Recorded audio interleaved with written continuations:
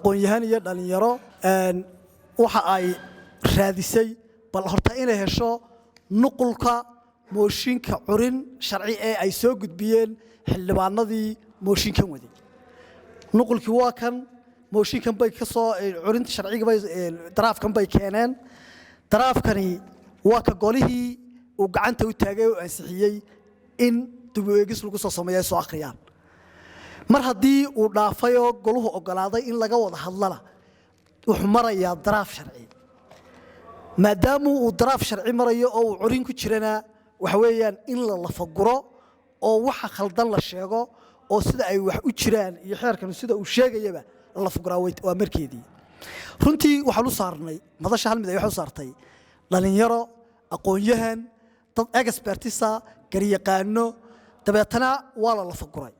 in badan baa qoraalkan dheer aad aragteen laga soo sameeyey kaliya maaha lagama eegayn deegaano gaaraba xeerku duulaan ku yahay deegaanada laga difaaco laakiin waxa laga eegay guud ahaan Soomaaliland ma xuma in golaha baarlamaanka ay curin keenaan xeerar hirgeliyaan laakiin ma yahay mid Soomaaliland oo dhan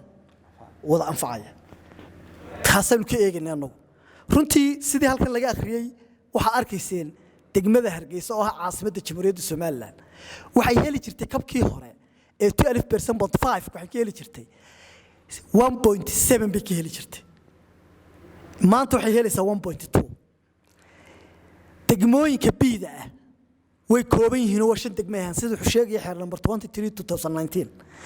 ma garanayo kuwa dambe ee la asxii laakiin xeerkaas wuxuu sheegaya sharciga ah shan degmo shanta degmo galbeed nimankaas xeerka ayaga dalka kala qaybiyo bariya galbeed ka dhigay galbeedka ay ka tageen hal degmo sayl caba kaga jirta inta kale waa bari waxa ay markaa degmooyinka dhiida dalku waxay hayeen 78 12% waxay ka heli jireen 25ka 3 baa loogu dhufan jiray maadaama tiradoodu badan tahay si ay u wada gaadho laakiin maanta 2.5 baa loogu dhufto 78 2.5 markaad u qaybiso waa 0.036 halkaas waxay ka muujinaysaa in aan iska daa umad iyo deegaanada in wax loogu qabtee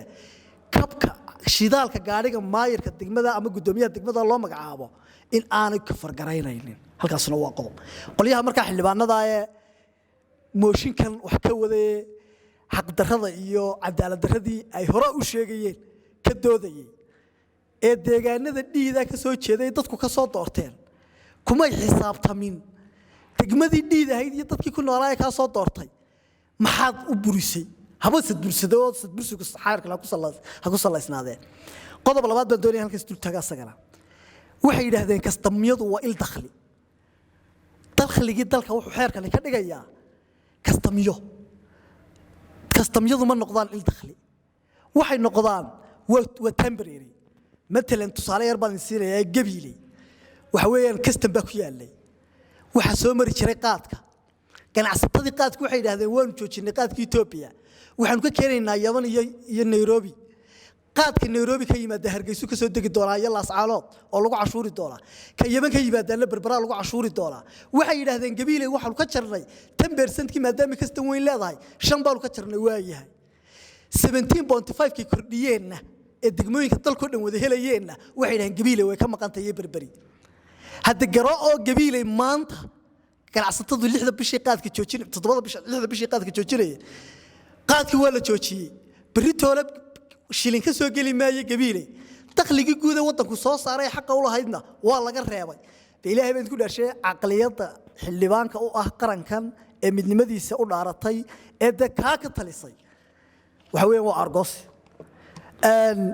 waxaan kale ku soo gabagabeynayaa dadku waxay moodayaan degmooyinka biida waxay yiraahdeen in uu mooshinkan cid gaar soo abaabushay in lagu raali galiyay ay intaas wado waxa cadayn kuugu filan degmada biida waxay leedahay 5% shan degma jira haddaad u qaybso waa hal degmooyinka eedaana waxay leedahay 7 ahayno labay ka tuureen oo ay takooreen shan bay soo reebeen 6 baa loo qaybiyay 1.2 Hargeysa iyo meesha la hado ceelafayn waxa weeyaan waxay isdheeriyeen 0.2 populationka Hargeysa uu naqaana baahideeda uu naqaana oo caasimadda Jamhuuriyadda Soomaaliland ceel afweyn oo haleeyo leegina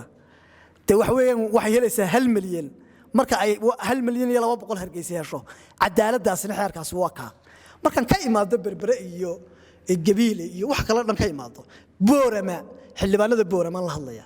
xildhibaanada hargeysa ee 20 ka laga soo doortay xildhibaanada degmooyinka dhiida laga soo doortay degmooyinkoodii iyo dadkooda ay dhiidayeen 9 burca ugu badan dhii waa 19 degmo dhiya xeer 23/2019 wuxuu sheegayaa 19 degmo dhiya oo burca 19 ka degmo dhiida ee burco waxa la kordhiyay qabkii gobolada bari 3 baa laga dhigay 2% buu ahaa waxay yiraahdeen xeerkan wuxuu sheegayaa mooshinka corin sharci wuxuu sheegayaa in degmooyinka C D A B C un ay kabkaas iyo mashaariicda horumarinta ay helayaan laakiin aanay degmooyinka dhiida ay helayaan halkaasna waxa weeyaan cid gaara oo aan u danaynayn inuu caadifad xeerku ku dhisan yahay ku muuqanaysa cidna lagu raali gelinayo waxaan ku soo koobayaa qarankan jamhuuriyadda Soomaaliland waxa lagu wada joogaa in dadku ay isku tanaasulaan deegaanada la baacsanayo gabileeyay berberina ayaga wax tabanayay ka hor xeerkan maanta waxa weeyaan waa bareed dadka deegaanada waxaan leenahay iyo dadka deegaanada reer Soomaaliland iyo dadka deegaanada gobolada bariba galbeedba waxaan leenahay cadaalad darro ayaa la idin sheegay inay hore u jirto waa ta cadaalad darradii ama way idin qaadan oo waynu eedi doontaan ama waxa weeyaan deegaanadiina iska badaayo berberiya gabileeyo deegaanadiina ayaa aad mustaqbalkooda ka talin doontaan wabillahi tawfiiq